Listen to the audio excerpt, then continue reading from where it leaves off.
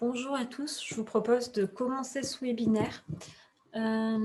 Du coup, on se retrouve aujourd'hui pour un webinaire dédié à l'efficacité énergétique des bâtiments dans le cadre du programme Grand Esteur. Donc, il y a un programme à l'initiative de la région Grand Est et opéré par Grand Innov Plus, l'agence régionale d'innovation et de prospection à l'international. Ce webinaire est également organisé en partenariat avec le pôle Fibre Énergie Vie ainsi que la fondation Solar Impulse. Alors peut-être avant de rentrer dans le détail de ce webinaire, pour ceux qui ne connaîtraient pas encore, je vais prendre le temps de vous dire 2 mots sur le programme Grand Esteur. Le programme Grand Esteur, c'est un programme qui a pour ambition de faciliter la collaboration entre entreprises innovantes et acteurs du territoire par le biais de l'expérimentation. Donc ça part d'un constat simple qu'on a des territoires en transition au sein de la région du Grand Est avec des acteurs du territoire qui cherchent des solutions pour accompagner ces transitions et qu'en face, on a des entreprises innovantes qui développent des produits et services dans le Grand Est qui peuvent apporter des solutions concrètes aux acteurs du territoire. Et donc l'ambition du programme Grand Esteur, c'est de faire du territoire du Grand Est un laboratoire d'innovation et d'expérimentation à ciel ouvert.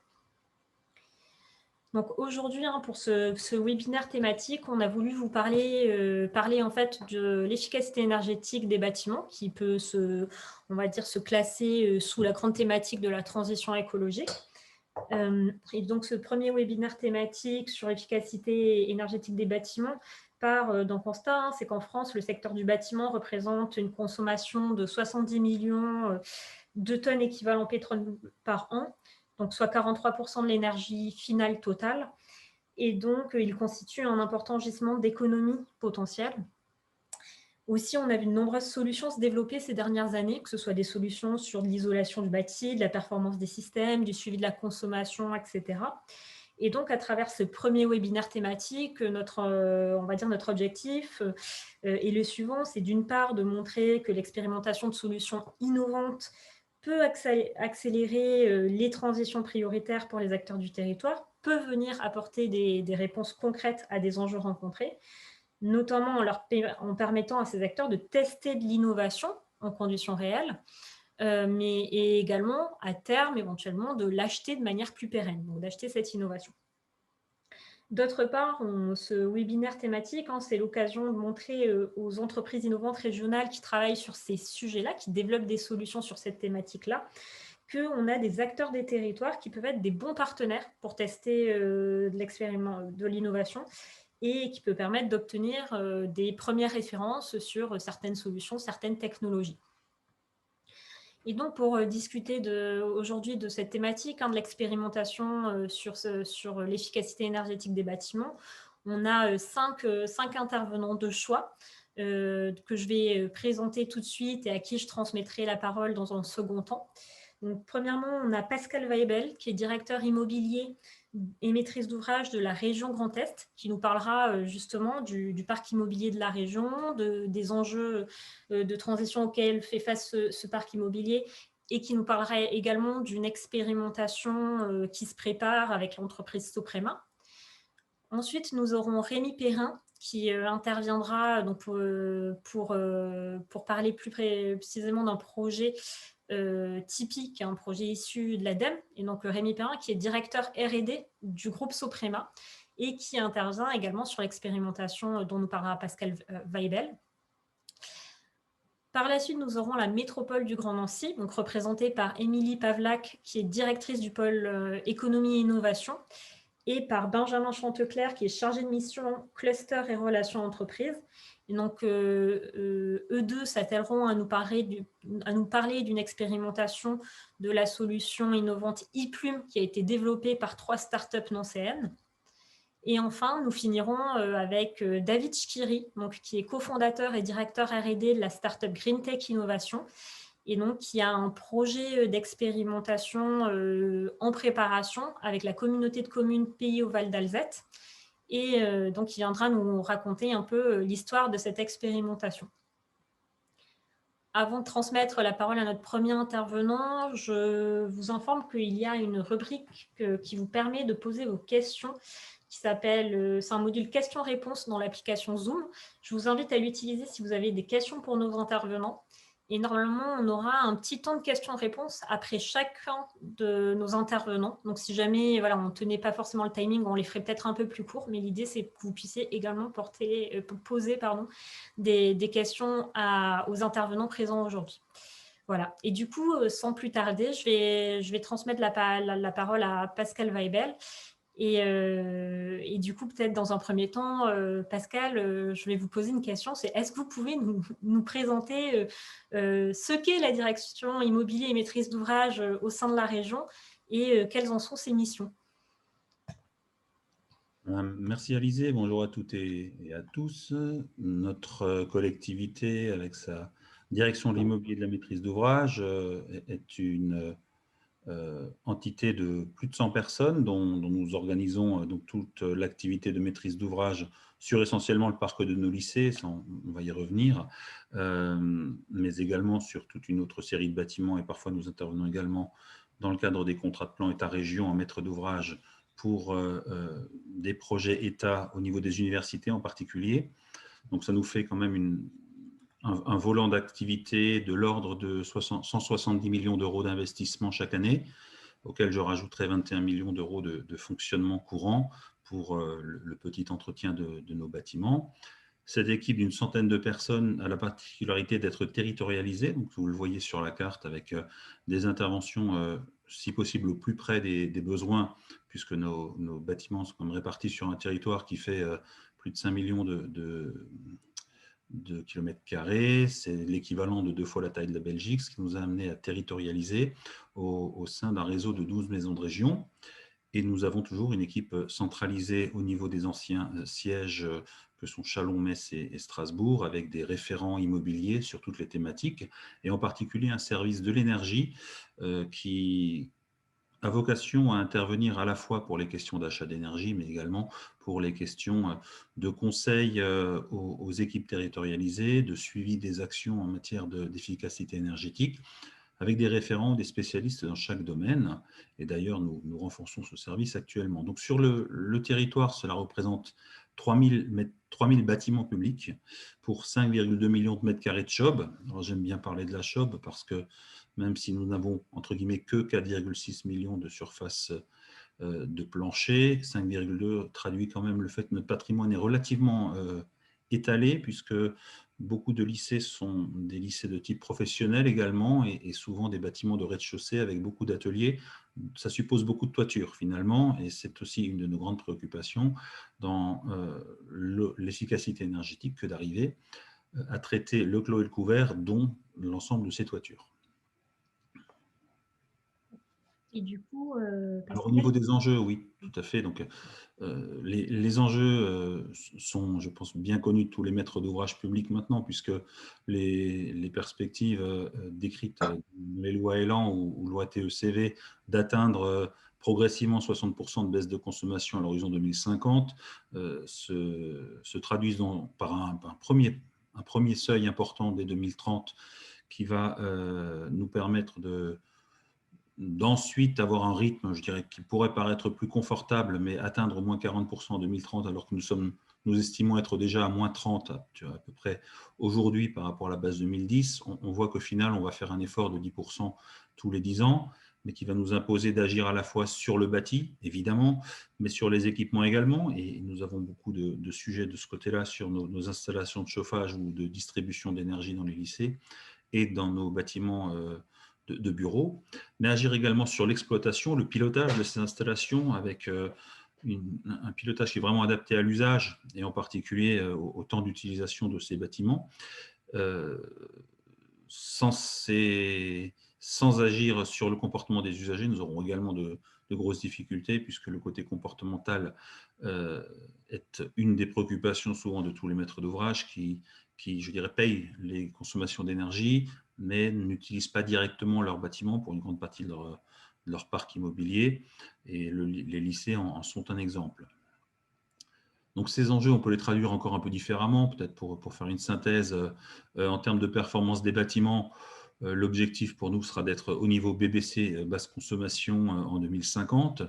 Quand on parle de consommation d'énergie, progressivement, donc les moins 40 en 2000, en 2030 par rapport à 2010, puis moins 50, puis moins 60, toujours sur la base 2010, nous y arriverons par les différents leviers que j'évoquais précédemment. Mais on a un volet important aussi qui est le développement des énergies renouvelables pour, dans le cadre du SRADET en particulier, tendre vers une région énergie positive. Alors j'en dis juste deux mots puisque nous avons un plan de solarisation des toitures des lycées qui identifie 1,8 million de mètres carrés de toiture solarisables, donc mettre des panneaux photovoltaïques via des tiers investisseurs. Ce 1,8 million nous permettra, dès lors que nous l'aurons isolé correctement, puisque ce sont des panneaux qui ont quand même des durées de vie de 30 à 40 ans aujourd'hui, donc dès lors que nous aurons isolé correctement les bâtiments, puisque nous ne reviendrons pas sur l'isolation thermique de ces bâtiments une fois les panneaux posés, nous permettra ce 1,8 million de couvrir en fait l'ensemble de la consommation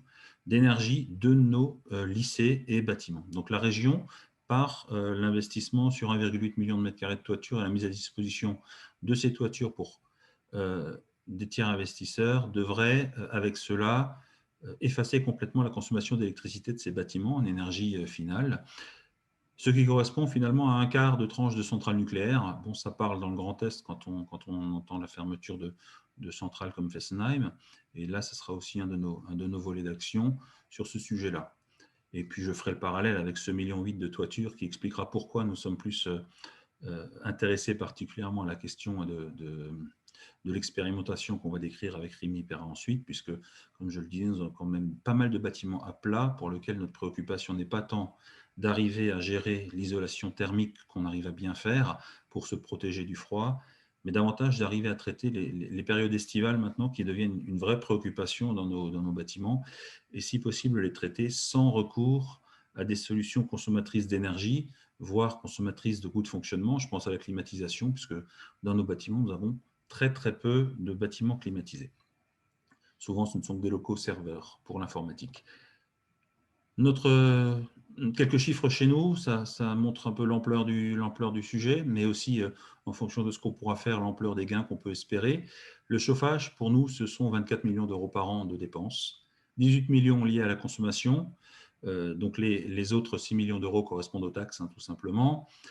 L'électricité, ce n'est pas tout à fait le même volume, mais on y est presque avec 19 millions d'euros, dont 16 liés à la consommation. Je parle de l'eau parce que ce n'est pas le sujet aujourd'hui, mais c'est aussi un grand sujet de préoccupation pour les économies d'eau qui, pour nous, vont faire l'objet aussi d'un plan spécifique dans les années qui viennent. Donc, ce sont 47 millions d'euros de dépenses de viabilisation, dont 37 millions d'euros liés à la consommation. C'est bien sur ces 37 millions d'euros qu'il va falloir qu'on agisse, même plus vite que l'augmentation des taxes, si nous voulons aussi agir sur la baisse de la dépense et pas que de la consommation. Donc, au niveau des axes de travail, quand on évalue la mise aux normes de notre patrimoine, je dirais grosse maille, hein, à l'horizon 2050, pour nous, c'est 1,3 milliard d'euros sur le clos et couvert. C'est pour baisser la consommation d'importants travaux d'amélioration. Donc, on commence par les travaux de régulation et d'équilibrage, et le plan de relance de l'économie qui est actuellement engagé chez nous met un accent important là-dessus avec 18 millions d'euros de dépenses, ne serait-ce que sur les travaux de régulation et d'équilibrage, qui vont nous permettre des gains assez significatifs. On estime que dans certains lycées, on arrivera, dans le pire des cas, à atteindre, ou dans le meilleur, ça dépend de quel côté on se place, à atteindre 30% d'économie, ne serait-ce que sur ces sujets-là. Au niveau du plan de comptage, rien ne sert de suivre la consommation si on n'a pas des compteurs spécifiques qui permettent de bien mesurer où se passent les consommations les plus importantes et sur celles où il faut agir en priorité. L'amélioration, après, bon, ce sont des solutions que tout le monde a en tête, je pense, hein, mais au-delà du clos et découvert, on va aussi travailler sur les consommations, c'est-à-dire les sources de consommation, que ce sont le relamping, travailler aussi évidemment sur l'optimisation des sources de consommation, donc vous le constatez à l'écran, avec également de notre côté un objectif de performance qui est évolutif en fonction des travaux réalisés. Ce sont les premiers constats qu'on fait après notre contrat de performance énergétique qui a été le premier de France, qui a été signé en 2009 et qui a fêté ses 10 ans, de l'importance de fixer des objectifs de performance évolutifs, de ne pas cranter les résultats au début du contrat, mais bien de s'assurer qu'on se donne des perspectives de progression. Et c'est par exemple un élément important de nos nouveaux contrats qui ont été mis en œuvre l'an dernier sous forme de P2, P3, P5, qui arrivent à fixer en fonction des objectifs d'investissement que nous consacrerons sur notre patrimoine des performances supplémentaires à atteindre par nos prestataires. Alors, je ne ferai pas de publicité, mais les prestataires qui pilotent sont du type Engie, Dalkia, IDEX ou bien Hervé Thermique, pour ne citer que cela. Et donc, un dernier élément, ce n'est pas tout de maîtriser nos consommations, mais on peut aussi maîtriser la façon dont on l'achète, et nous avons de plus en plus massifié les achats d'énergie pour l'ensemble des dépenses d'énergie que nous faisons et que nous pilotons nous-mêmes au niveau de la région et non plus des établissements. C'est-à-dire nous achetons le gaz de manière groupée à l'échelle du territoire, et nous achetons aussi progressivement l'électricité de la même manière pour faire des gains liés à la massification de l'achat. Et enfin, je ne reviens pas dessus, mais on développe l'énergie renouvelable sur la photovoltaïque, mais également le bois énergie, puisque nous avons beaucoup de chaufferies bois finalement en propre, dont certaines d'ailleurs sont à la source de réseaux de chaleur, et nous avons aussi des bâtiments qui sont eux-mêmes raccordés sur des réseaux de chaleur des agglomérations. Donc on cherche aussi à avoir, outre le volet consommation, vraiment une performance dans la source de nos énergies en termes de durabilité et d'utilisation de sources d'énergie au mieux renouvelables. Donc l'intervention sur la consommation, ça va être lié notamment au comportement pour lequel nous menons des actions, par exemple avec des associations de type Alter Alsace Énergie, qui nous accompagnent sur le volet humain de tous ces dossiers.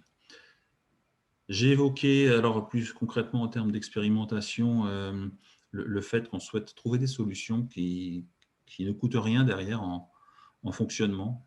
On souhaite éviter toutes ces solutions de climatisation ou bien de protection solaire trop intelligente pour qu'elles nous coûtent finalement assez cher en termes de fonctionnement derrière, parce qu'il y a des contrats de maintenance ou de l'entretien régulier à faire sur des choses qui font un peu papa-maman.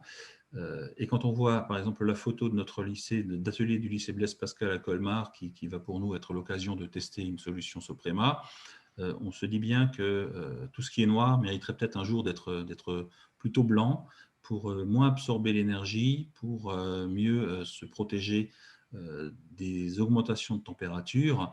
Et notre but est effectivement d'avoir une solution, je dirais, statique et durable qui nous permette de gagner en degrés à l'intérieur des locaux. En jouant sur le déphasage, mais également à l'intérieur de nos bâtiments. Nous avons aussi des bâtiments parfois qui s'y prêtent dans les ateliers avec des grandes surfaces de dallage béton qui jouent aussi un rôle de régulateur.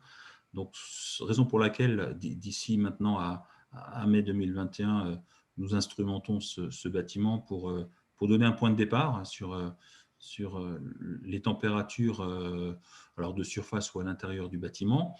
Et puis derrière, nous rénovons et isolons donc le bâtiment. Et c'est là où je pense que je peux passer la parole à Rémi Perrin, qui est notre partenaire sur ce sujet, pour nous expliquer si on a bien raison de suivre ensuite les températures de surface après les travaux, une fois qu'ils seront faits, et tout DJU gardé ou proportion gardée, voir ce que ça donne en termes de performance avant d'envisager des cahiers des charges qui généraliseront ce type de prestations. Écoutez. Et du coup, oui, peut-être, Rémi, oui, si vous pouviez nous expliquer un peu la solution qui va être testée sur du coup un lycée, et je vous laisse peut-être en parler au lycée Blaise Pascal. Oui, alors quelques mots pour expliquer ce qu'on va expérimenter sur cette toiture du lycée Blaise Pascal à Colmar. On va refaire à l'échelle de bâtiments à toit plat ce que nos ancêtres, les Grecs notamment, font depuis des centaines d'années. C'est-à-dire que le premier moyen, dans une logique de confort d'été, parce que là on est sur un sujet très précis qui concerne le confort d'été dans les bâtiments, et comme le précisait Pascal, qui va devenir l'enjeu majeur des prochaines années, le confort d'hiver étant réglé, je pense aujourd'hui, par les différentes réglementations thermiques, le confort d'été un des moyens très simples qui a été développé un petit peu partout sur Terre depuis de nombreuses années, c'est de travailler sur ce qu'on appelle les propriétés radiatives des matériaux, et c'est-à-dire d'avoir des matériaux qui, au lieu d'absorber la chaleur du soleil, vont tout simplement la réfléchir, et réfléchir les deux composantes importantes qui amènent de la chaleur sur une surface. C'est à la fois le spectre visible, donc c'est ce qu'on appelle la réflectivité ou l'albédo des surfaces, mais aussi de travailler sur le spectre en infrarouge, qui est le spectre le plus chauffant d'une surface et qu'on ne voit pas à l'œil nu. Voilà. Et donc, c'est ce qu'on appelle la technique Coolroof, qui a beaucoup de peine à se développer en Europe alors qu'elle est extrêmement présente en Amérique du Nord notamment.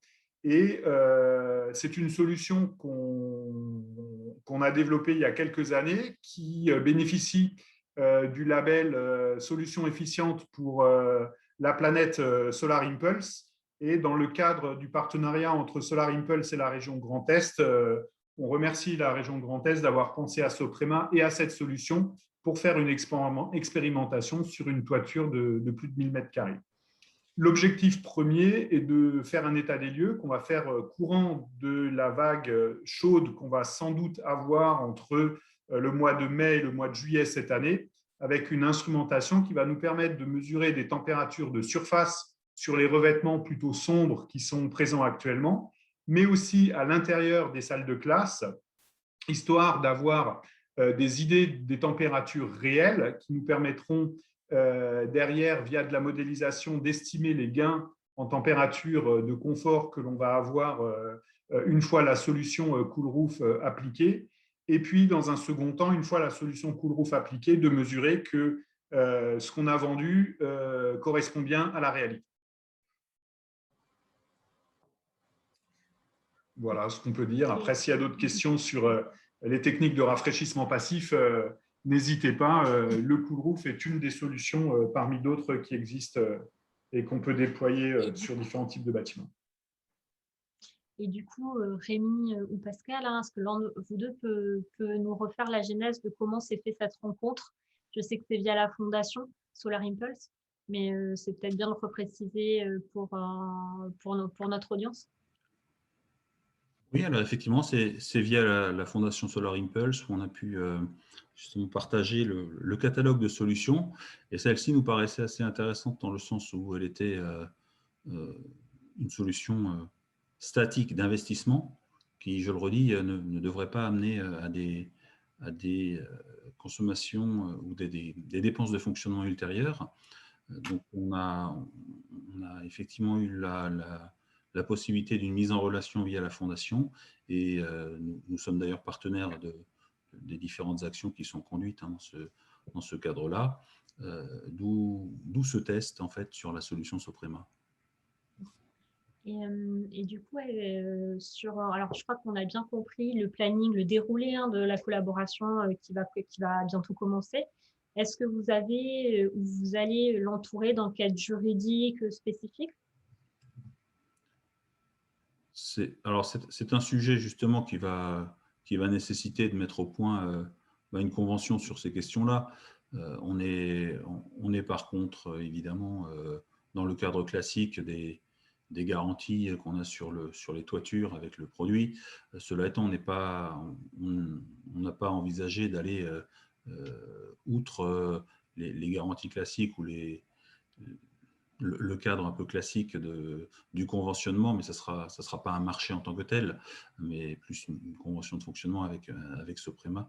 Et sur ces sujets-là, ce qui nous paraît le plus important, c'est de se caler ensemble pour mesurer l'efficacité de la solution sur la mesure avant l'intervention, avant les travaux, pour avoir cette période, je dirais, estivale, aujourd'hui à mettre en état zéro, si vous voulez, et regarder ensuite, avec les mêmes sons qui ont été posés, le résultat en termes de gains sur notamment les températures à l'intérieur des locaux, mais également sur la toiture, puisque ça peut aussi participer de l'effet d'îlot de chaleur urbain que de résoudre l'équation des surfaces enrobées qu'on a déjà dans les cours, desquelles il est difficile pour nous de se passer, puisque dans les lycées, on a quand même besoin d'avoir des zones de détente, on va dire, pour les élèves.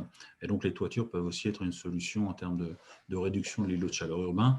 Là, en l'occurrence, ce n'est pas de la toiture végétalisée, puisqu'on pense souvent à ce genre de solution, mais là, c'est une alternative sur des solutions où en atelier, ce sont souvent des structures plus légères en charpente métallique qui ne supportent pas nécessairement la mise en œuvre de poids supplémentaires additionnels que pourraient représenter des toitures végétalisées.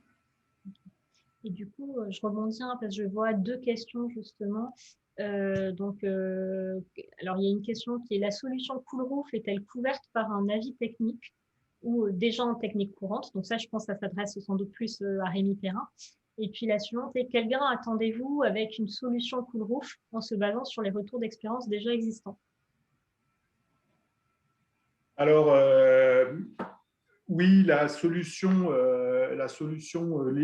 Coolroof de Soprema disposent de tout l'arsenal de documentation technique, que ce soit des cahiers de prescription de pose avec enquête de techniques nouvelles, avis techniques expérimentaux ou avis techniques du CSTB, donc qui permettent d'utiliser ces techniques-là comme des revêtements d'étanchéité de toiture les plus classiques, hein, y compris dans les ERP avec les résistances au feu qui sont nécessaires dès lors que les bâtiments accueillent du public.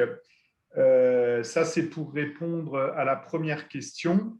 Et les différentes modélisations que l'on fait sur des bâtiments de type Coolroof, c'est qu'on estime pouvoir gagner au plus fort de l'été et au plus chaud de l'été entre 1,5 et 3 degrés Celsius à l'intérieur du bâtiment, au niveau de l'étage, bien entendu, qui est juste sous la toiture. C'est quelque chose que je tiens à préciser. Dès lors qu'on est sur cette typologie de bâtiment, si vous êtes sur une tour de 50 étages, il est évident que la solution Coolroof aura un impact plus que négligeable au rez-de-chaussée. Donc ça aussi, on se doit de le préciser, c'est bien adapté à des typologies de bâtiments où, quelque part, le rapport surface sur façade est très, très important. Voilà. Okay. Merci Rémi. Et je vois qu'il y a une question, alors je pense qu'elle est plutôt orientée Pascal Weibel, mais je pense que Rémi, vous avez peut-être aussi quelque chose à dire. Hein. C'est quid de la végétalisation des toitures? Est-ce que c'est quelque chose qui a peut-être été aussi envisagé côté d'IMO à la région? Et puis peut-être quelque chose sur lequel vous travaillez aussi, Rémi? Sur la végétalisation des toitures, ce sont des solutions qu'on met en œuvre assez régulièrement d'ailleurs, alors avec différentes techniques, hein, mais on est plutôt dans les solutions légères actuellement. Sur des ateliers, c'est plus compliqué, hein, comme je l'évoquais, parce que la plupart du temps, ça pourrait, avec la surcharge que représente le complexe de végétalisation de toiture, y compris humide, des obligations de renforcement des structures de charpente métallique qui ne sont pas forcément toujours adaptées. Et je rebondis aussi sur ce que disait Rémi Perrin en termes de gains de température attendus. Les bâtiments sont ventilés dans la journée, voire dans la nuit, pour permettre, dans les périodes estivales, de les faire souffler. Gagner jusqu'à 3 degrés peut nous permettre tout simplement de décaler le moment de la journée à partir duquel le sentiment d'inconfort devient prégnant, sachant que dans ces bâtiments-là, l'avantage dans les établissements scolaires, c'est que l'été, on ne les utilise pas, mais on parle bien de périodes notamment de mai, juin, où il commence déjà à faire chaud, mais on peut encore arriver à ventiler plutôt correctement les bâtiments la nuit quand c'est nécessaire. Donc on a ce déphasage qui fait que si on peut gagner de ce fait, grâce au degré, quelques demi-heures, quelques heures de température acceptable dans la journée, ça peut nous permettre finalement de terminer les cours tranquillement vers 17h, 17h30 et de se passer de solutions mécaniques de type climatisation pour garder une température acceptable dans les locaux. Okay. Alors, je vois que l'heure tourne et je crois qu'on est arrivé à la fin du temps imparti sur ce temps de questions-réponses. Du coup, pour les participants pour lesquels nous n'aurions pas pu prendre les questions, n'hésitez pas à nous envoyer un mail sur info@grandtester.fr. Vous aurez le mail, vous avez déjà nos coordonnées dans votre boîte mail. Ça nous permettra de vous apporter une réponse par écrit ou de reboucler avec les intervenants pour vous apporter des réponses. Et du coup, je vous remercie beaucoup, Pascal, pour cette intervention et vos explications sur les enjeux pour la région et aussi ce zoom sur l'expérimentation avec Soprema. Et du coup, je vais me tourner vers Rémi Perrin, justement, donc directeur R&D de Soprema, qui, au-delà de l'expérimentation Cool Roof, s'est déjà frotté à plusieurs approches expérimentales et aujourd'hui est présent parmi nous pour nous parler notamment de la plateforme technologique Tipeee. Et du coup, peut-être, Rémi, avant de commencer sur cette plateforme Tipeee, est-ce que vous pourriez nous présenter rapidement Soprema et ses activités? Bien sûr. Donc, écoutez, déjà, je remercie Grandinov d'avoir proposé à Soprema de présenter un petit peu ce qu'on avait fait par le passé en expérimentation avec de la maîtrise d'ouvrage public. Soprema, pour être rapide et bref, c'est une société familiale, plus que centenaire, parce qu'elle a été créée en 1908 à Strasbourg, dont le siège social est toujours sur Strasbourg, donc en région Grand Est, et qui est un industriel des matériaux de construction, mais aussi en France avec une activité de pose. Nos métiers sont de concevoir, fabriquer et poser des produits pour l'enveloppe du bâtiment. Alors plutôt le bâtiment industriel, commercial, tertiaire, plutôt que la maison individuelle. Et dans ces familles de matériaux, on propose essentiellement 3 grandes familles de matériaux, des matériaux d'étanchéité, qui est un petit peu l'origine de Soprema. Donc là, la fonction, elle est relativement simple, c'est éviter à l'eau de rentrer dans le bâtiment. Il y a une deuxième famille de produits qui sont les matériaux d'isolation thermique et acoustique, avec différentes techniques pour isoler thermiquement et acoustiquement les bâtiments, que ce soit avec des mousses alvéolaires, polyuréthane XPS ou aussi de la fibre de bois, avec une des plus grosses usines européennes d'isolant fibre de bois qui est à Golbet, dans les Vosges. Et enfin, on a une troisième activité sous le vocable Genatis, qui est autour de toute l'ingénierie dans les techniques passives pour pouvoir rafraîchir un bâtiment, que ce soit de la ventilation naturelle nocturne, que ce soit de l'éclairage naturel ou que ce soit aussi du rafraîchissement adiabatique. Voilà, donc ce sont nos trois grands piliers, puis Soprema, un industriel avec plus de 70 sites de production dans le monde. Et puis, pour la partie recherche et développement, 19 centres de R&D, là aussi répartis entre l'Europe et l'Amérique du Nord, sur différentes thématiques. Voilà. Super, merci beaucoup, Rémi, pour ces éléments de présentation. Et du coup, je voulais peut-être vous proposer de nous présenter le projet, la plateforme technologique Tipeee. Et je vous invite peut-être à nous repréciser le contexte et la genèse de ce projet quand même assez ambitieux. Oui, alors pour les personnes de la région Grand Est, on va mettre le clignotant en plein ouest pour quelques minutes, parce que l'expérimentation dont je voulais vous parler a eu lieu à La Rochelle. Et elle a pour origine les années 2011, quand un régiment du train qui disposait de l'énorme terrain que vous voyez au milieu de la photo s'en va. Et ce terrain de 27 hectares est rétrocédé à la communauté d'agglomération de La Rochelle, qui, dès le début, a la volonté d'en faire un site exemplaire bas carbone et a sollicité des équipes de l'Université de La Rochelle qui étaient un petit peu en pointe dans le bâtiment durable pour faire un petit peu des propositions et voir ce qu'on pouvait faire. Et en fait, vous voyez sur cette photo, un peu sur la droite du terrain, un bâtiment tout en longueur, blanc là, avec un toit un peu plus brun. Et nous avons participé à la réhabilitation complète de ce bâtiment, qui était un hangar, on verra des photos un petit peu plus tard, où était stocké du matériel militaire. pour en faire une plateforme technologique autour du bâtiment durable. L'objectif était de convertir ce bâtiment militaire en un bâtiment à très basse consommation. Et à l'époque, on visait le 25 kWh par mètre carré par an, avec le but d'en faire un centre d'expertise autour du bâtiment durable. Voilà. Et donc, Soprema, de par son réseau avec ses travaux initiaux sur le Cool Roof avec l'Université de La Rochelle, a participé à ce projet où on a répondu à un appel à projet AMI de l'ADEME, où on a été financé sur ce projet-là. Et donc là, vous voyez quelques chiffres de la réhabilitation du bâtiment, un projet à 19 millions d'euros, dont 7,7 millions d'aides du PIA, avec un partenariat très intéressant dans la mesure où l'ensemble des acteurs de la chaîne de valeur d'un bâtiment étaient présents. Depuis, bien entendu, la maîtrise d'œuvre, la maîtrise d'ouvrage, jusqu'à des industriels, des matériaux de construction, mais aussi des constructeurs. Voilà. Et du coup, est-ce que vous pouvez nous faire un peu le déroulé de comment s'est déroulé ce projet jusqu'à la création de la plateforme technologique? Alors, en fait, le projet, il avait deux étapes. C'était identifier les innovations de tous les industriels en vue de les appliquer grandeur nature sur le bâtiment que vous voyez en haut à gauche. Donc, en haut, pardon, pas à gauche, plutôt au milieu là. Donc, c'était l'identification des innovations.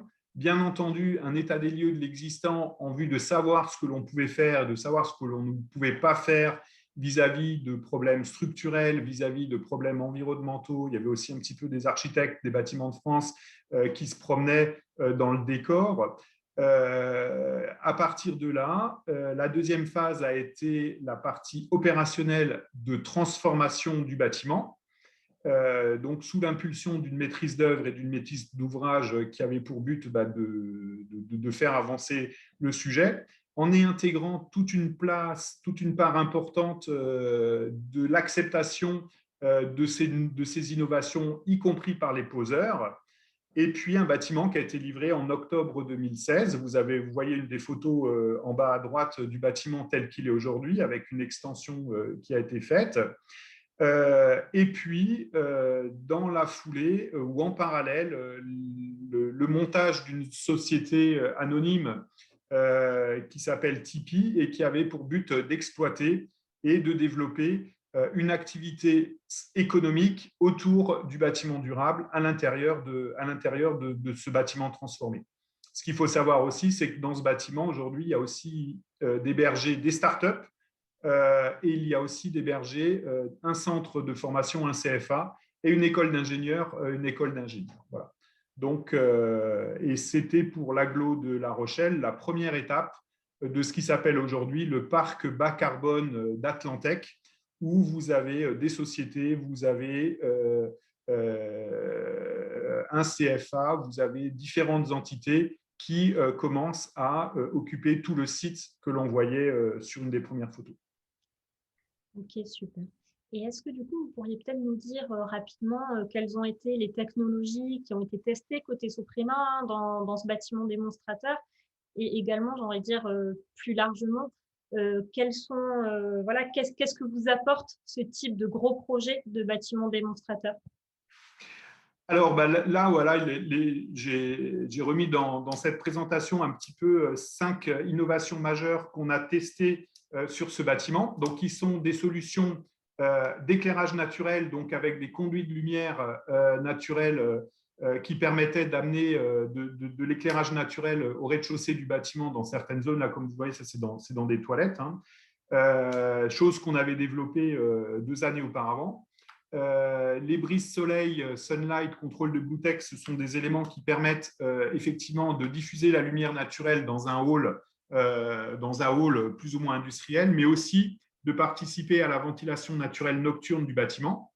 Donc ça, ce sont des éléments qui sont liés à notre filiale Genatis. Et après, sur les matériaux d'enveloppe du bâtiment, on a mis en place un panneau de mousse polyuréthane partiellement issu de ressources biosourcées et recyclées, hein, pour faire l'isolation thermique de toute la toiture. Donc, il y avait plus de 2500 mètres carrés utilisés sur ce bâtiment. Et ça, c'était la première fois qu'on l'utilisait. Donc, il a fallu aussi amener tous les éléments de certification pour pouvoir l'utiliser dans des conditions, on va dire, normales vis-à-vis d'une assurabilité après de la toiture.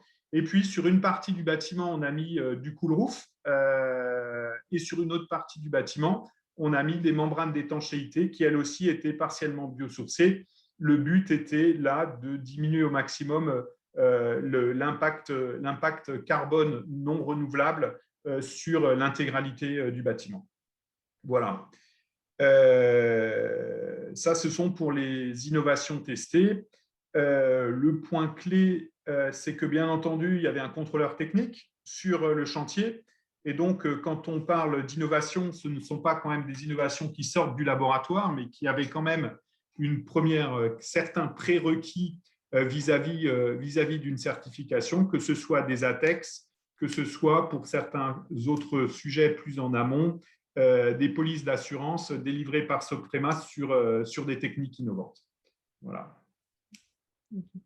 Et, du coup, donc là, on va dire un exemple vraiment dans un projet de grande ampleur où vous avez pu vraiment tester plusieurs de vos technologies. Mais globalement, quand on est en dehors de ce type de grands projets de démonstrateurs, comment on peut faire en fait pour expérimenter des solutions innovantes? Alors, là-dessus, c'est un point que je voulais vraiment noter parce que pour moi, ça a été un des facteurs clés de succès du sujet sur cette plateforme-là. Ça a été la volonté vraiment importante de la maîtrise d'ouvrage, de vouloir faire les expérimentations et d'être en mesure de gérer toutes les exceptions potentielles au Code des marchés publics. Et aujourd'hui, pour moi, le succès de cette opération, il tient essentiellement à une personne qui était le responsable des services généraux, de l'agglo de La Rochelle, qui a tout fait, y compris en se mettant à un moment donné un petit peu en porte-à-faux par rapport à la préfecture vis-à-vis de l'expérimentation et de faire ce que j'appelle, mais je ne suis pas un spécialiste du domaine, des marchés publics fermés, c'est-à-dire où on était certain de poser le matériau Tartampion par la société Tartampion en faisant abstraction du Code des marchés publics. Pourquoi je dis ça ?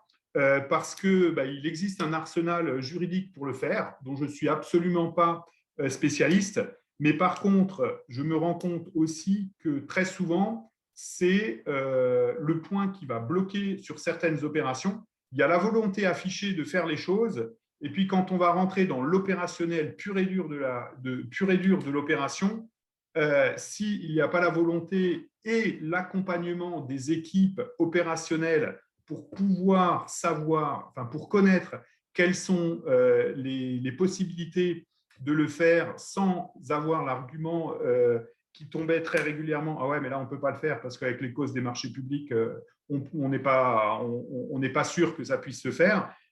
Moi, j'ai vu plein de projets qui étaient abandonnés à cause de ça. S'il y a une vraie volonté affichée de le faire, mais dans l'opérationnel, les équipes opérationnelles n'étaient pas formées aux possibilités de l'expérimentation dans une logique du Code des marchés publics. Et ça, c'est quelque chose que je pense il est important de mettre en avant pour que chacun puisse avoir le degré d'information nécessaire pour pouvoir faire des expérimentations en ne se mettant pas, bien entendu, en porte-à-faux vis-à-vis des codes des marchés publics.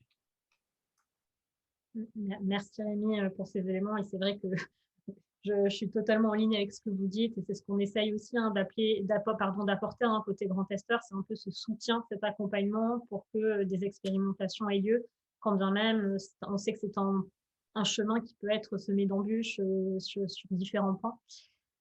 Et donc moi je voulais peut-être vous poser une dernière question. Quel conseil vous donneriez à peut-être des petites entreprises qui n'ont pas votre force de frappe, donc des petites entreprises, des PME, des startups qui, elles, voudraient pouvoir expérimenter? Alors, le premier conseil par rapport au domaine du monde de la construction, pour moi, qui est fondamental, c'est que quand on développe une technologie, qu'on soit une petite entreprise ou une grande entreprise, le monde de la construction impose de façon tacite une durabilité des systèmes. Donc, il faut que, quelle que soit la technologie sur laquelle vous travaillez, vous ayez à l'esprit cette durabilité. C'est-à-dire que ce n'est pas une solution qui doit être développée où on sait que pendant 1 an, 2 ans, ça va pouvoir fonctionner, mais c'est plutôt pendant 10 ans, 20 ans, 30 ans que ça doit fonctionner. Donc ça, c'est le point clé que je dois donner. Monde de la construction égale durabilité. On n'est pas dans le packaging où une fois que je prends mon gobelet en plastique et que j'ai pris mon café à la machine à café, je le mets à la poubelle. Donc ça, c'est le point clé qui doit être intégré par toutes les sociétés dès lors qu'on veut s'attaquer ou s'intéresser au monde de la construction. Et le premier point, Alizé, pour répondre à votre question qui est pour moi important, c'est qu'il va falloir amener des justificatifs vis-à-vis de cette durabilité. Et ces justificatifs, bien entendu, on peut en amener par toute l'expérimentation au laboratoire, mais rien ne vaut l'expérimentation en site extérieur, quitte à ce que ça soit des toutes petites expérimentations. Mais aujourd'hui, vous allez voir un maître d'ouvrage, vous lui dites « je voudrais tester ça », le premier réflexe, ça marche comment ? Quel retour d'expérience vous avez ? Ah bah ouais, j'ai fait ça dans mon laboratoire sur un échantillon de 10 cm par 10 cm et je veux faire un bâtiment de 1000 mètres carrés.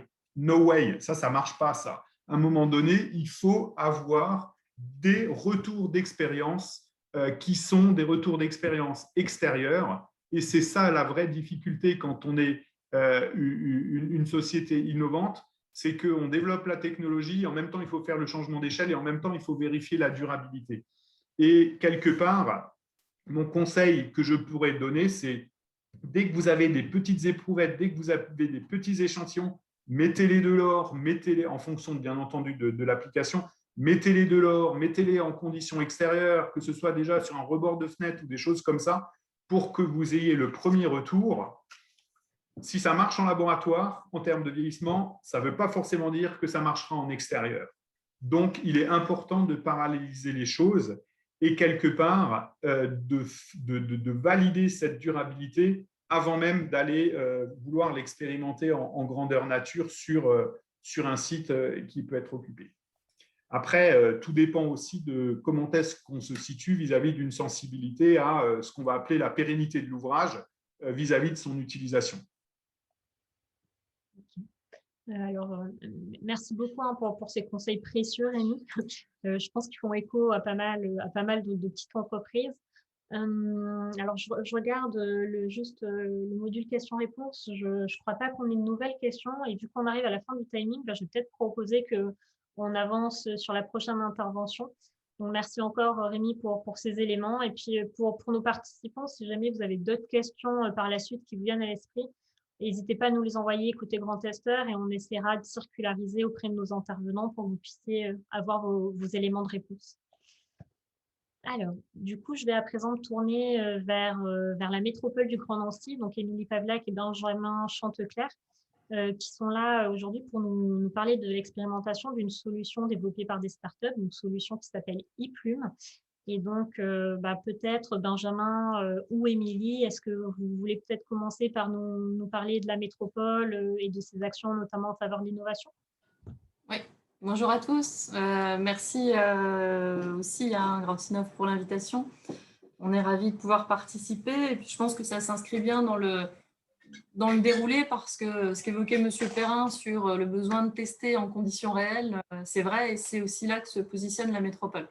Donc, la métropole du Grand Nancy, près de 266 000 habitants, et métropole toute jeune depuis 2016 avec des actions de développement économique qu'elle articule évidemment avec la région Grand Est. Un tissu économique qui est fortement coloré par l'excellence académique, ses laboratoires de recherche, donc forcément une prépondérance de start-up aussi qui se sont développées dans ces domaines-là. Pour revenir à l'expérimentation ePlume, on est quand même sur une conjonction d'événements qui se sont passés, notamment à la fois le la dynamique French Tech à l'époque, la multiplication des startups qui cherchaient à pouvoir avoir des débouchés marchés, et puis la métropole qui n'est pas forcément dans un accompagnement en aide directe, mais plus à essayer de trouver comment le potentiel marché pouvait être confirmé, comment trouver des solutions qui puissent être pérennes dans la durée. Donc voilà, donc le pôle développement économique et innovation a des missions assez larges, des missions classiques de développement économique comme des délégations de services publics, les stratégies touristiques, mais aussi un travail sur le foncier, les stratégies d'aménagement commercial. Mais on a souhaité ajouter un volet quand même fort sur l'innovation, non pas simplement enseignement supérieur recherche, mais comment on arrive à passer à l'échelle avec ces petites entreprises qui ont besoin de se développer. Donc, c'est dans ce cadre-là que le principe d'un lab, mais alors c'est lab innovation au sens large, c'est-à-dire qu'on a voulu dupliquer plutôt une méthode de travail avec les acteurs du territoire. C'est une façon de travailler sur le projet en associant à la fois la collectivité, nos acteurs de l'enseignement supérieur de la recherche et les entreprises. Mais après, une fois qu'on identifie un projet, on essaye de le pousser. Ça, c'est vraiment un travail qu'on a fait à la fois dans le cadre des réseaux thématiques avec le BTP, mais dans ce cadre-là aussi avec IPLUM. Super, merci Emilien pour ces éléments de présentation. Et du coup, est-ce que vous pouvez peut-être revenir à la genèse du projet d'expérimentation IPLUM? Qui était à l'initiative du contact?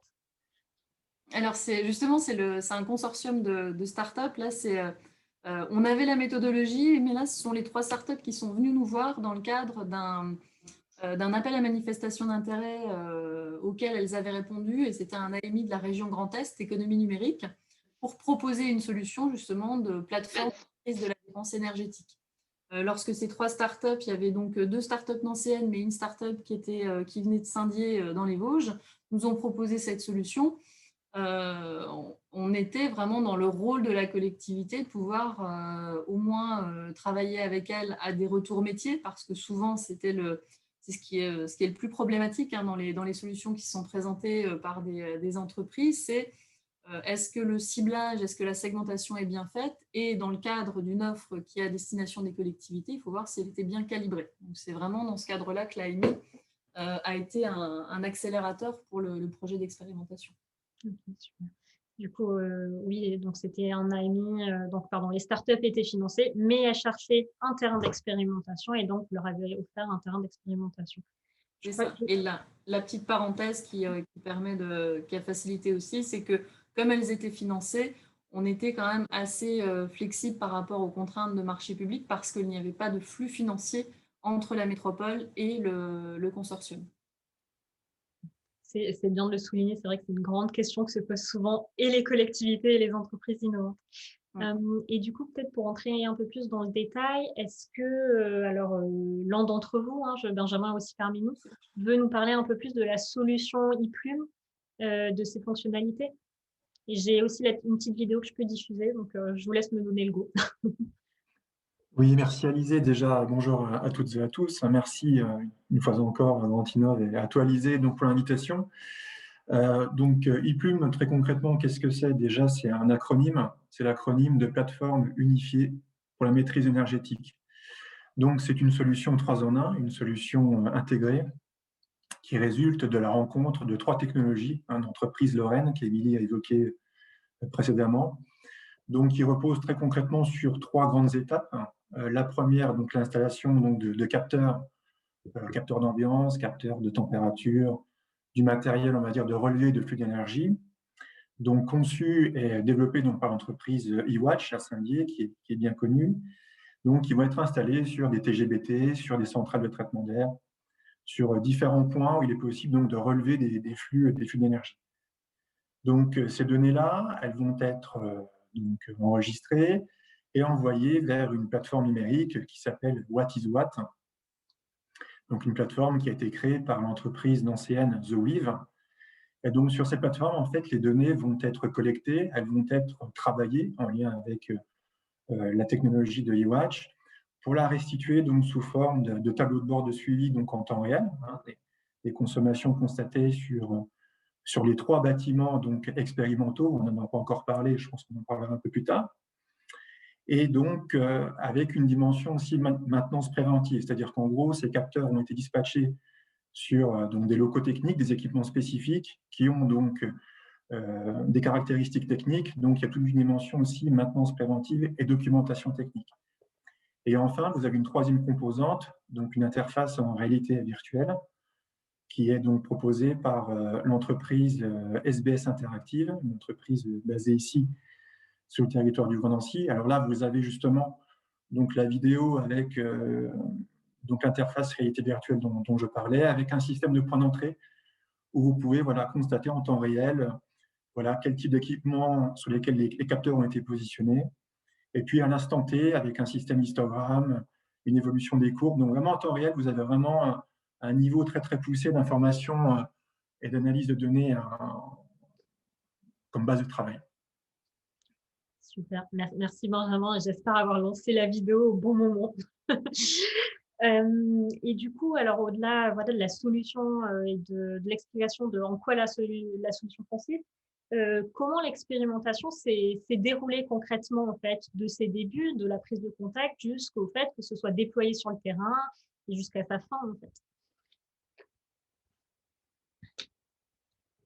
Alors, initialement, le consortium, quand nous avons été approchés donc, au départ, souhaitait avoir un panel de 3 bâtiments. Donc, la cible, c'était vraiment d'identifier 3 bâtiments avec des problématiques énergétiques différentes pour qu'on puisse vraiment challenger la solution et qu'on puisse vraiment lui donner la pleine mesure. Donc, c'est ce qu'on a fait, donc, en lien avec nos collègues donc, de plusieurs directions qui ont été impliquées donc, sur cette thématique, et je les en remercie publiquement. Donc, on a identifié donc 3 sites. Donc, le siège Kennedy ici, donc le siège de la métropole du Grand Nancy, donc qui est évidemment principalement donc, du bureau, du tertiaire. Donc, le stade Marcel Picot, donc un stade de football, dont la propriété donc est métropolitaine, avec des problématiques énergétiques inhérentes à une activité comme celle-ci. Et puis, un 3e bâtiment, beaucoup plus ancien, qui est un bâtiment même classé au monument historique, donc il y a le Muséum Aquarium de Nancy. Donc, si vous voulez, on a identifié donc ces trois bâtiments, on va dire, qui permettaient vraiment de tester vraiment en conditions réelles cette solution-là, vraiment dans de bonnes conditions. On a travaillé aussi en accompagnement donc du consortium sur aussi le modèle d'affaires, puisque c'est vrai qu'on parle de la validation technique, mais il y a aussi, je dirais, tout le travail d'accompagnement que nous avons apporté sur la construction aussi du modèle économique. C'est-à-dire qu'initialement, les entreprises s'orientaient davantage vers une solution destinée à des entreprises industrielles ou des équipements, enfin des entreprises qui ont des grosses installations techniques, mais ils se sont rendus compte qu'à travers notre expérimentation, l'importance de notre parc immobilier et les vrais enjeux en termes d'optimisation de ce parc immobilier, eh bien, ils se sont rendus compte qu'il y avait peut-être lieu aussi d'imaginer quelque chose et une offre dédiée aux collectivités spécifiquement. Et donc, ça a été quelque part aussi une manière, enfin, ça a été aussi une étape importante, je dirais, dans le déroulé de l'expérimentation. Et puis, voilà, on s'est rendu compte aussi que voilà, des données qui étaient remontées donc, par la plateforme, certains pics de consommation qui étaient on peut considérer comme anormal ou en tout cas injustifiés. Donc, c'est ce sur quoi derrière on a pu effectivement travailler sur l'usage, mais aussi travailler sur des équipements qui étaient parfois défectueux et qui impliquaient des pics de consommation d'énergie. Et concrètement, combien de temps a duré l'expérimentation? Et puis, une deuxième question, moi, je t'en pose deux du même coup. Hein. Donc, combien de temps ça a duré? Et puis, quel était le cadre juridique de cette collaboration? L'expérimentation de la première prise de contact, donc fin 2017, jusqu'à donc la clôture donc, de l'expérimentation avec la remise d'un rapport final donc, à la région Grand Est, 1 an et demi se sont écoulés. Donc, entre le moment où on a lancé les premières réunions de cadrage donc en en janvier 2017, l'installation donc des premiers capteurs au printemps donc 2017. Et puis donc c'est ce que je disais, donc 1 an et demi plus tard, donc 1 an et demi de travail intensif en lien avec les équipes de la métropole du Nancy, avec des points d'étape, des jalons pour justement venir alimenter la réflexion et apporter des réponses aussi, des retours terrain donc aux entreprises. Donc 1 an et demi. 1 an et demi. Et pour répondre à ta deuxième question donc sur le cadre juridique, évidemment, l'expérimentation induisait de construire des outils. On avançait un petit peu de manière empirique, si je peux m'exprimer ainsi. Donc, on a défini donc une convention de partenariat ad hoc, où on a défini donc un certain nombre d'engagements donc vis-à-vis de la métropole vis-à-vis donc de ses partenaires, des 3 entreprises. On s'engage notamment à leur permettre un accès facile donc aux 3 sites expérimentaux, mais évidemment dans le respect des règles de fonctionnement de chacun des services et des horaires d'ouverture des bâtiments. Et puis donc de leur apporter ce retour d'expérience, c'est-à-dire en gros leur dédier du temps homme, puisque c'est ce que disait Émilie tout à l'heure. Certes, on n'a peut-être pas financier, on va dire, la solution, mais on a apporté une valorisation financière indirecte en mettant du temps homme, des ingénieurs, des techniciens, des thermiciens sur cette solution, l'analyse des données pour avoir des retours de terrain, des retours d'expérience. Donc c'est un petit peu, je dirais, les grands engagements de la métropole vis-à-vis des entreprises, et inversement, les entreprises donc s'engageaient à nous transmettre les données, à nous faire des préconisations de pistes d'économie d'énergie, et puis à nous transférer la propriété donc des capteurs à l'horizon 2020. Okay. Et du coup, sur la convention d'expérimentation, le partenariat ad hoc que vous avez monté, de mémoire, mais détrompe-moi si ce n'est pas le cas, c'est que vous avez d'abord travaillé dessus une première version de votre côté, donc côté plutôt développement économique, et puis avant d'aller reconsulter d'une part les entreprises forcément, et puis surtout vos services juridiques. C'est ça, c'est-à-dire qu'on n'a pas mandaté un cabinet d'expertise d'avocats, on a vraiment construit quelque chose vraiment de sur mesure, on n'a même pas peur des mots, en partageant aussi, bien évidemment, puisqu'il y a aussi la question de la collecte des données, il y a quand même la connexion aussi au SI, donc de la métropole, il y avait quand même des points qui étaient assez sensibles. Donc, on a effectivement dressé donc, une première trame, une première convention type, déjà bien poussée. On l'a partagée donc, avec les différents services qui étaient impliqués sur un sujet. Puis, c'est aussi une manière, bien évidemment, de les associer à tout le travail qu'on a accompli avec les différentes directions qui ont été impliquées sur le projet. Donc, il était logique de les associer à ce travail-là. Et bien évidemment, par rapport à la sécurité juridique, on a rebouclé donc avec notre direction administrative et financière et avec notre service juridique en interne, bien évidemment. Ok. Et du coup, sur ce type de démarche expérimentale, quels seraient les conseils que tu donnerais ou qu'Émilie et toi donneriez à notre public d'aujourd'hui, donc qui est constitué d'une part d'acteurs publics comme vous, mais aussi d'autre part d'entreprises innovantes? Je dirais que c'est ce que disait Benjamin. Si on n'a pas le temps de suivre le projet d'expérimentation, mieux vaut éviter de s'engager dedans, parce que c'est vraiment, ça demande une implication, une mobilisation de l'ensemble des services. Il faut quand même, comme pour tout projet, bien identifier la valeur ajoutée pour chacun, parce que pourquoi on a eu une mobilisation aussi des services au-delà de l'aspect développement économique, c'est parce que chacun y trouvait un point qui pouvait être actionné sous l'angle de son propre métier, y compris sur la DSIT, mais aussi sur l'optimisation de l'exploitation des bâtiments.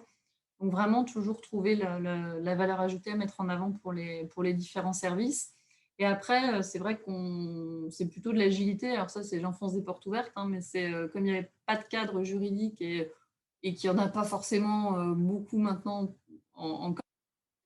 c'est de travailler main dans la main avec ces services juridiques pour trouver une façon d'aider les entreprises. Là où on a eu une bonne conjonction, c'est que à la fois nos missions de développement économique et les enjeux auxquels la métropole faisait face, c'est-à-dire qu'on est tous pareils, on a un parc immobilier qui est vieillissant, où on a forcément des consommations énergétiques qui sont facilement optimisables. Voilà, on avait une conjonction d'enjeux et c'est pour ça que ça a réussi à marcher, mais avec un investissement fort de tous les services, pas simplement du DevEco. Et du coup, je rebondis, Émilie, sur ce que tu disais, sur tes conseils, sur l'importance d'avoir de la bande passante. Sauf erreur de ma part, c'était donc Benjamin qui était vraiment en charge de la coordination du projet et qui allait ouvrir toutes les bonnes portes et trouver les bons interlocuteurs. Donc voilà, ça montre qu'au-delà du fait d'avoir des services métiers qui sont ouverts, il faut aussi un évangélisateur en interne. C'est bien ça? C'est ça, il faut une bonne clé pour la porte. Bravo pour la clé d'entrée. Donc. Ok. Du coup, alors je vois deux petites questions dans le module questions-réponses. Donc la première, c'est bonjour. Combien de bâtiments ont fait l'objet d'installation de vos solutions depuis cette année? Donc je pense que la question c'est est-ce que vous avez déployé de manière pérenne la solution ou est-ce que c'est en réflexion? C'est plutôt en réflexion clairement sur ce volet-là, parce que une fois qu'on a fait cette expérimentation, on retombe sur les questions du cadre juridique dans lequel on pourra déployer plus largement. Et puis, comme pour toute solution, il y a des évaluations qui doivent être poursuivies. Les capteurs sont toujours en place, émettent toujours de la donnée. Donc ça, c'est une bonne chose. Mais il est maintenant question de réfléchir à l'échelle métropolitaine. Et là, on est sur un volume et un parc qui dépasse ces trois sites-là et qui demande une procédure un peu plus lourde. Ceci étant, et là, je rejoins Soprema sur cette question-là, il y a un engagement de la collectivité pour pouvoir avoir des clauses et pouvoir vraiment travailler sur un besoin qu'on a ciblé et qu'on a déjà identifié. Et ça, cette expérimentation nous donne aussi des arguments pour pouvoir nourrir nos procédures de marché public. Ok, super. Très clair. Et du coup, j'ai une autre question, c'est en fonction des dérives identifiées, comment sont établies les actions correctives ou amélioratives et qui les réalise? Donc, je pense que c'est vraiment, là, vraiment, on est purement sur l'expérimentation qui a eu lieu, de comment la solution a été amenée à évoluer en cours d'expérimentation.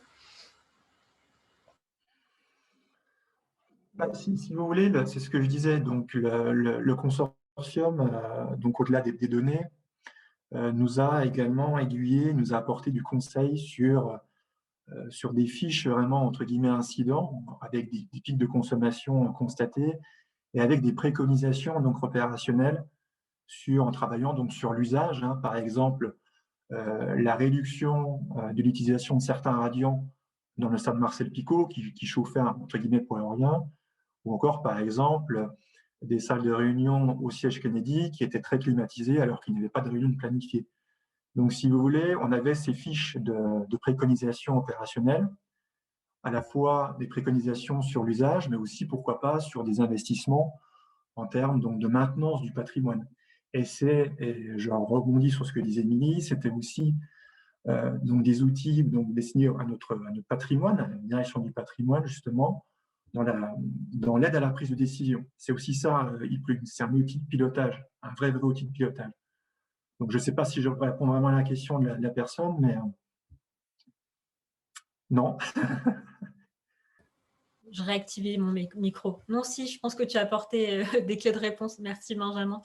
Et du coup, je pense qu'on arrive à la fin du temps imparti et que je vais devoir me tourner bientôt vers David. Donc, merci beaucoup, Benjamin et Émilie, pour votre intervention qui était très intéressante et qui nous montre aussi de l'expérimentation sous l'angle un peu plus start-up, donc PME et petite entreprise, et qui viendra sans doute répondre à des questions de notre public aujourd'hui sur ce sujet-là. Du coup, je vais me tourner à présent vers David Chkiri pour notre dernière intervention de ce webinaire, qui est autour d'une expérimentation d'un panneau photovoltaïque à très haut rendement avec la communauté de communes PIO Val d'Alzette. Et du coup, David, je voulais te proposer, peut-être dans un premier temps, de présenter Green Tech Innovation et vos activités. Activez le micro, ce sera mieux. Voilà. Bonjour à tous. Merci à Alizé et merci à Grand Testeur Plus de nous faire intervenir, en tout cas aujourd'hui.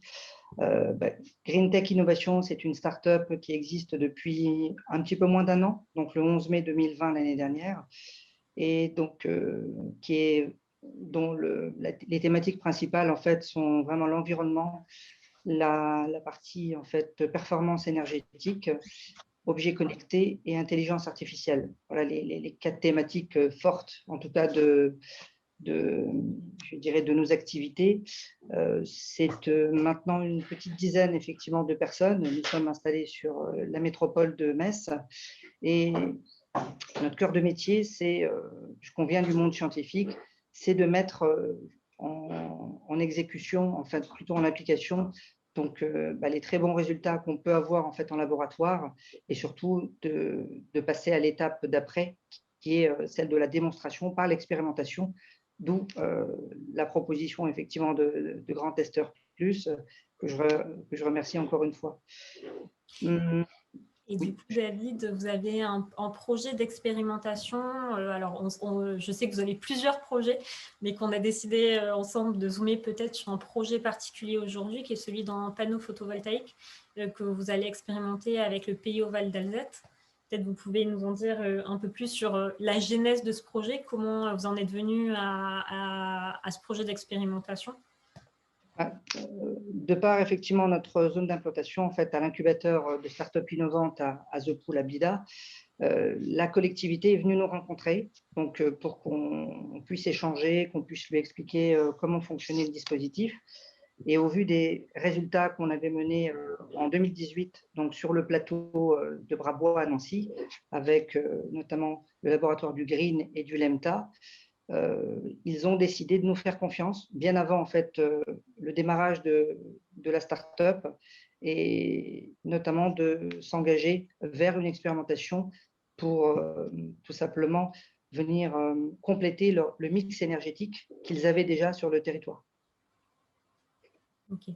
Et du coup, sauf erreur de ma part, ça a démarré par un projet sur des lampadaires autonomes. Et puis est venu en discussion, ou du moins de mémoire, donc le directeur général des services, Julien Vian, vous a challengé sur le fait de venir enrichir ce mix énergétique de panneaux photovoltaïques à haut rendement. Oui, c'est ça. À peu de choses près, c'est exactement cela. En fait, on a eu notre premier entretien qui était par rapport tout simplement à un marché d'appel d'offres qui avait été lancé et sur lequel on a été challengé justement en tout cas pour intervenir et se présenter aux différents soumissionnaires qui étaient déjà présents, donc avec le luminaire autonome connecté, donc Solary Light. Et à partir de là, quand il a vu en fait les très bons résultats qu'on avait en autoconsommation, en fait en autosuffisance énergétique avec le luminaire connecté, il nous a challengé sur la typologie des panneaux qui avaient été employés en fait sur ce luminaire, des panneaux bifaces à très haut rendement. Super. Et du coup, j'en profite, juste vu que vous avez mentionné le lampadaire Solary Light, pour préciser qu'il est aussi labellisé par la Fondation Solar Impulse. Voilà. Et donc, et du coup, donc donc là, je reviens vraiment sur ce nouveau produit que vous développez, qui est ce panneau photovoltaïque à très haut rendement. Est-ce que vous pourriez nous en dire un peu plus, nous expliquer comment il fonctionne? Oui, bien sûr. En fait, les panneaux, on a voulu comparer aussi avec les panneaux conventionnels. Donc, les panneaux bifaces existent déjà, il y en a peu, mais ils existent déjà. Et donc, la particularité, c'est d'avoir en fait 2 cellules photovoltaïques en avant et en arrière et qui sont encapsulées dans 2 panneaux en verre trempé et qui permettent en fait de laisser traverser donc, les ondes lumineuses à travers tout le panneau. Et ce que l'on va faire, en fait, on a une première cellule qui est excitée, qui génère donc un déplacement d'électrons et donc de l'électricité. Et ensuite, le panneau laisse passer le rayon lumineux qui vient en fait utiliser la réflexion de la surface sur laquelle justement est installé en fait le panneau, et il vient à nouveau réexciter la deuxième cellule justement qui se trouve au dos du panneau, et donc venir optimiser la production énergétique donc de l'ensemble du panneau. Okay. Et du coup, c'est aussi donc un panneau qui est connecté, hein, c'est bien ça, et qui va permettre de savoir quelle est la quantité d'énergie produite. Alors, avec oui, clairement. Oui, pardon, Alizé. Mais oui, en fait, nous, ce qu'on a voulu, effectivement, comme on vient aussi du monde scientifique, c'est démontrer aussi par la preuve. C'est-à-dire que dans cette expérimentation, on a souhaité installer en même temps des panneaux en fait plus classiques ou des panneaux concurrents pour permettre effectivement d'être dans une vraie transparence d'expérimentation vis-à-vis à la fois de la collectivité, mais du client final, et pouvoir donc collecter ces informations et avoir en fait une production d'énergie en temps réel, mais aussi une production d'énergie de façon cumulée pour connaître très exactement quel serait le gain en fait espéré. Et avec la partie en fait connectivité, nous sommes justement sur l'approche de pouvoir anticiper en fait en termes de prédiction, donc de production d'énergie, en fait quelle serait la production d'énergie à pouvoir espérer sur l'année ou sur les années à venir. Et c'est ce qui nous permet aujourd'hui d'avoir donc sur des résultats en fait et surtout des données qui viennent du monde réel. Donc c'est vraiment la collectivité qui nous a aidé justement à nous communiquer là aussi quels étaient les coûts énergétiques qu'ils avaient, en termes de factures énergétiques, mais aussi les taxes qu'il y avait en fait de façon inhérente. Et ça nous donne un retour sur investissement aujourd'hui entre 3 et 5 années. Okay. Super intéressant. Et du coup, côté collectivité, hein, alors vous, côté Green Tech Innovation, du coup, on devine hein, que le but de cette expérimentation, c'est vraiment de faire la démonstration du retour sur investissement en conditions réelles et dans une optique de pouvoir après passer à l'échelle et vraiment répliquer le déploiement de votre solution sur d'autres territoires. Côté collectivité, l'idée de mémoire hein, qu'avait la collectivité en expérimentant, c'était vraiment d'une part, avoir des clés pour réduire sa facture énergétique et également de se dire, je souhaite créer un poste de recettes et donc créer des nouvelles recettes pour les années à venir. Donc, il me semble, de mémoire, que c'est vraiment la vocation aussi de ce centre énergétique qui développe autour de l'industrie. Et également, il me semble, plus particulièrement sur votre panneau photovoltaïque, il y a cette idée derrière de peut-être à terme venir déployer votre technologie sur d'autres bâtiments de la collectivité. Oui, c'est ça. En fait, l'idée avec la collectivité et le contrat moral que l'on avait dans cette transparence, c'est de pouvoir donc faire une expérimentation qui soit concrète, réelle, et avoir un accès en fait des données pour tous les acteurs du projet, que ce soit justement l'installateur qui sont des sociétés de type NJ, et avec donc la collectivité et la start-up, d'avoir un triptyque en fait qui soit gagnant-gagnant sur notamment la vision en fait de déploiement sur le territoire, qui a une vision là encore une fois d'énergie positive, et qu'il est nécessaire aussi de pouvoir encore une fois appréhender de façon globale. Je m'explique très rapidement. Le fait de pouvoir aujourd'hui, nos panneaux en fait utilisent la réflexion justement de la lumière. Donc il était important lorsque on venait en fait justement utiliser, exploiter en fait les toitures, de pouvoir en fait réfléchir de façon globale, notamment sur l'étanchéité des bâtiments dont on a parlé tout à l'heure. Donc il y a une vraie réflexion là aussi de complémentarité et qui vient encore une fois compléter la solution de production énergétique, à la fois justement en agissant sur le bâtiment, mais également en fait avec un dispositif de production d'énergie qui lui-même va exploiter justement donc la réflexion du support pour venir augmenter, et donc utiliser l'effet albédo, venir augmenter les performances du dispositif de production. Okay. Et du coup, on va dire sur ce projet d'expérimentation, quelle est la durée en fait, et quand est-ce que ça va se déployer concrètement? Quelle est la durée d'expérimentation? Et aussi peut-être, deuxième question, quel est le cadre juridique justement dans lequel s'inscrit cette expérimentation? Alors, pour la première question, au niveau de la durée, c'est donc une expérimentation qui va durer aux environs de 4 mois. Et on va tout simplement sur ces panneaux donc, utiliser en fait à la fois une partie en fait de l'été, mais aussi une partie en fait de l'automne et retour justement le plus concret possible et ne pas avoir que des conditions idéales. Ce serait dommage en fait de tester les panneaux en fait bifaces simplement en été. C'est important et c'est ce qu'on a pu voir au travers en fait des expérimentations en laboratoire. Euh, je précise encore une fois qu'en laboratoire, ça s'est passé, mais à l'extérieur, voilà, parce que pour des panneaux solaires, bah, c'est quand même mieux aussi, même si c'est le labo qui s'en est occupé. Et c'était avec la météo de Nancy-Brabois, donc bien de notre Lorraine. Et ce qui était important, effectivement, là encore une fois, c'est qu'on a pu constater que par des temps en fait très nuageux et pluvieux, les panneaux en fait que l'on avait conçus avaient en fait une optimisation donc de production d'énergie qui était bien plus importante que les panneaux conventionnels.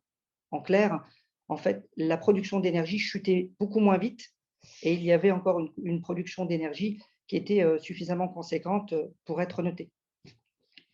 Pour la deuxième question, qui est quel était le cadre juridique, bah, c'est tout simplement le cadre d'achat innovant. Comme on l'a dit tout à l'heure, bon, un achat innovant où le plafond, c'est 100 000 € en fait hors taxe pour la collectivité. Donc, c'est un dispositif qui a été effectivement proposé, notamment pour pouvoir amener un cadre justement de travail et d'expérimentation. Mais je tenais à le préciser, qui est quand même limité dans le temps, voilà, jusqu'à l'année prochaine. Donc, et c'est l'État qui va effectivement voir, grâce à ce cadre-là, est-ce qu'il a pu servir effectivement à quelque chose ou est-ce que à ce moment-là, on va l'arrêter. Donc, il est pas éternel, voilà, si je puis dire. Deuxième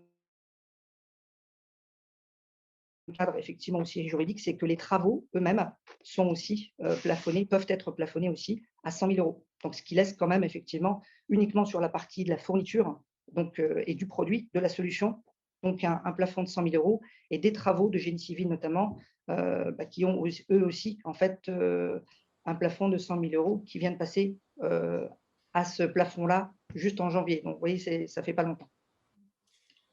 Mais merci pour ces précisions. C'est vrai que l'achat innovant qui monte jusqu'à 100 000 €, c'est une procédure qui existe, sauf erreur de ma part, depuis 3 ans, qui était une vraie expérimentation de l'État français.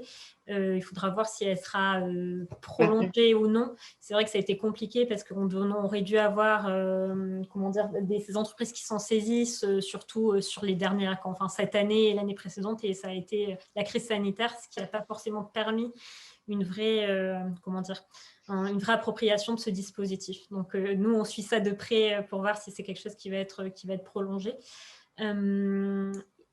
Et aussi, donc, si je reviens juste sur le cadre juridique, il me semble, David, mais détrompez-moi également si je me trompe, il y a également une convention de partenariat qui a été construite à côté de l'achat d'innovation. En fait, tout à fait. Donc, notamment pour la partie pays, donc propriété intellectuelle, donc qui est cédée en fait à la collectivité, notamment sur la partie retour de données, qui était extrêmement importante et chère aussi à la collectivité, et où nous nous sommes tout simplement en fait intégrés donc à la plateforme justement de gestion de données existante, la plateforme Eclore. Et ça, c'était donc une convention voilà, qui a été faite entre la collectivité et notre conseil juridique. Et ça s'est vraiment très, très bien passé. Ça a donné lieu effectivement à quelques rendez-vous voilà, pour affiner en fait ces points-là. Mais une fois qu'on a en tête les faisceaux d'indices, notamment donc, qui permettent de définir quelle était réellement l'innovation, après, le cadre de convention va très vite. Ok. Merci beaucoup pour ces éléments, David. Et alors, je vois que le temps tourne, donc je vais peut-être me tourner vers le module questions-réponses pour sélectionner une ou deux questions avant de clôturer ce webinaire. Alors, du coup, j'avais une question de Isabelle Cornette qui nous demandait quels seront les développeurs de ces panneaux localement, la difficulté des projets de moyenne échelle, hors parc photovoltaïque et projet individuel, et qu'il n'y a pas de développeurs localement. Alors, c'est tout à fait prévu puisque nous faisons partie en fait du Business Act de la région Grand Est. Donc, encore une fois, pour pouvoir être entendu, de par notre taille, notamment en termes de start-up, il fallait d'abord démontrer la maîtrise de la technologie, de la brique technologique, pour pouvoir être entendu par notamment des acteurs locaux et des acteurs industriels locaux qui nous permettent, encore une fois, de pouvoir nous engager avec le rapatriement de l'outil industriel. Et du coup, j'ai deux autres questions peut-être que je vais lier parce qu'elles ont trait, je crois, à la technique.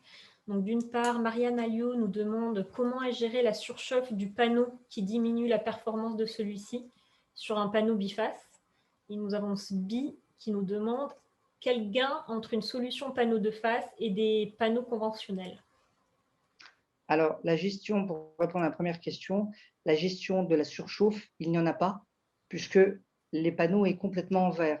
On a une structure en fait de verre qui est particulière et il faut savoir en fait qu'au niveau des cellules photovoltaïques, dès qu'on dépasse en fait les 25 degrés qui sont la température idéale pour que la cellule puisse produire de façon optimale, on a une perte de 0,42 en fait pour cent. Ça, ce sont les caractéristiques pour nos panneaux. Et ce que l'on a pu constater, justement, c'est qu'il fallait en fait aussi avoir donc, un support qui soit à la fois réfléchissant et qui, de ce fait, ne conserve pas en fait la chaleur. Deuxième point, qui était donc… Quel est le gain entre une solution de panneau biface et des panneaux conventionnels? Alors, on a souhaité, encore une fois, que ce ne soit pas que nos propres calculs, donc on l'a confié à un tiers de confiance institutionnel, donc au travers en fait d'un laboratoire public, et en moyenne, on avait plus 22% de production d'énergie supplémentaire par rapport à un panneau conventionnel. Okay. Super, merci David pour ces éléments. Alors, je vois qu'on arrive à la fin du temps imparti. Du coup, je vais faire un petit mot de conclusion et déjà, je vais commencer par vous remercier tous, nos 5 intervenants de ce jour pour vos retours d'expérience. Je pense qu'ils ont été très intéressants et très concrets pour notre public, qui était vraiment constitué d'une part d'acteurs publics qui potentiellement sont des futurs expérimentateurs, et également d'entreprises innovantes qui souhaiteraient se lancer dans l'expérimentation avec l'espoir peut-être de réussir à expérimenter dans le Grand Est. Je m'adresse maintenant à nos participants. Merci aussi de vous être connectés aujourd'hui. Si vous avez d'autres questions suite à ce webinaire, n'hésitez pas à nous écrire sur l'adresse que vous voyez s'afficher à l'écran, qui est info@grandtester.fr. C'est l'adresse par laquelle vous avez reçu l'invitation. Également, vous pouvez vous rendre sur notre site internet grandtester.fr. Donc, on a de l'actualité, on a un catalogue de solutions innovantes. Vous pouvez prendre directement contact avec les solutions référencées.